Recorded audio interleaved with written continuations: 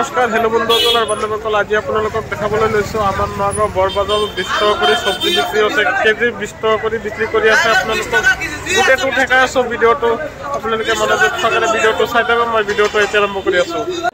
যি চব্জি লয় বাৰু 20 টকা কেজি ল'লেই হ'ল, তাতকৈ সস্তা আৰু নাপায়। ৰঙা নীলা টেঙা আপেলো 20 টকা কেজি, আহিলেই পাব হৰেকবাৰ 20 টকা কেজি ল'লে হ'ল। 20 টকা কেজি 20 টকা কিলো, 20 টকা কিলো। যি যেনেকৈ পইচা দিয়ে তেনেকৈ লৈ থাকা আৰু মাত নাই, আমি লৈ থাকা